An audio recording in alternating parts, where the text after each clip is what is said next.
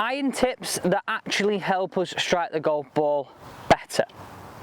Long irons, short irons. The one thing I noticed when you watch the golf on TV, obviously, the top guys hit it ridiculously far, but they also strike their irons with a nice divot, no matter if they've got 3 iron in the hand, 4 iron, or 9 iron, right?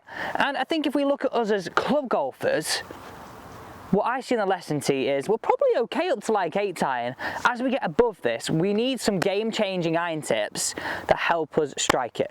So we're looking at an external focus tip today that allows you to strike down into the turf. So we have 199. Now, this to you may strike terrible fear into you, and actually possibly could be in the realms of a hybrid. And I'm going to say this is going to help you with those clubs as well. So it's going to be 3 iron for me. And what I want you to get out of today's video is being able to achieve a divot with every single iron after the golf ball. And let me explain why. So I'm just going to pick this golf ball up for 1 second here. Let me explain why. So when we're sort of scooping up on this ball, imagine the sort of ground sat here, our club is working low to high. This takes our strike sort of down towards these bottom 2 grooves, maybe even thin, right off this leading edge. When we work this club, whether it be an iron or a hybrid, slightly descending, this allows us to take our strike right out of the sweet spot. Find that sweet spot, feel a better strike, create a divot.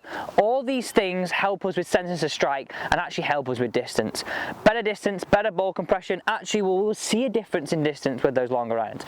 Many of us. So let me know if this is you. It's fine because you're going to help you with this tip.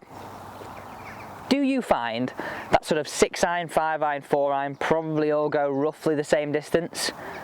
This is going to sort you out. So let's place this ball back on the ground, sorry, and hopefully our club behind the ball. And all I want us to do is place a tee peg, maybe a couple of centimetres in front, on our target line and on a slight angle.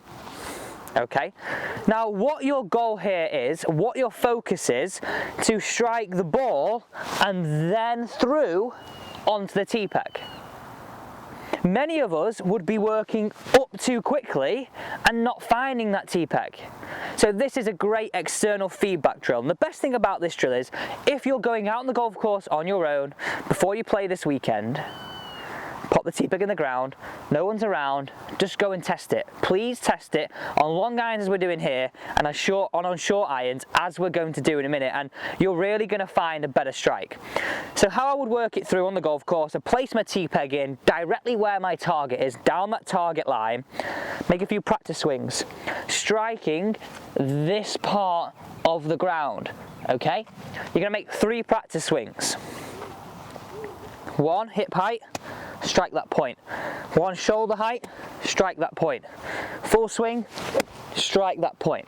And straight away, your body is going to organise itself in a totally different way. We're going to organise ourselves to transfer our weights and strike through, because if we don't do that, we don't hit the tee peg.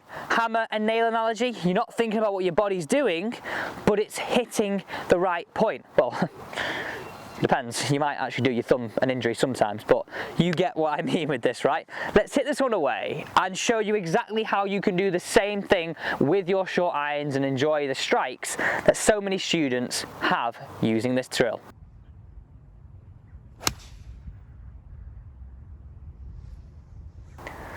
So look at that. Tee peg came out of the ground, we made a divot after the golf ball.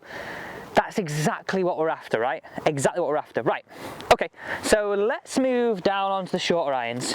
You know what is being a bugbear for me when someone comes to a lesson, right, and their clubs aren't clean?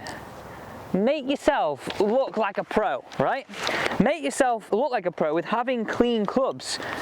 I'm saying it right now because mine are pretty much brand new still, and I haven't really used them, so they're still clean.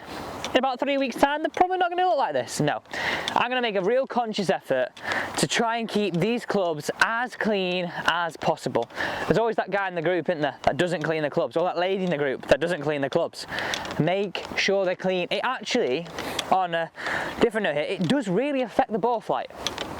it really affects it in the sense of you could get what it's called a flyer. So essentially when you get dirt or grass stuck between the club and the ball, and that makes the ball pop and fly rather than having the spin and the control. Okay, so we're getting to around about 120 yards here. We'll go on the flat, it's a little bit easier. Okay, we're getting to 120 yards here. We're going to do exactly the same thing, grabbing a golf ball. Okay, so I've got a golf ball here. We'll find a nice bit. Place the ball down, again on your target line. Place it down and in. 120 yards, I'm going to go with a pitching wedge here. Possibly nine, I know, I'm going to go pitching wedge. So we're testing this on a whole spectrum of clubs. The harder end of the bag, right down to the shorter end of the bag that we find a little bit easier. Really, really, really promise me you're going to give this a go. So again, we would go through the 3 practice swings. 1, 2, 3.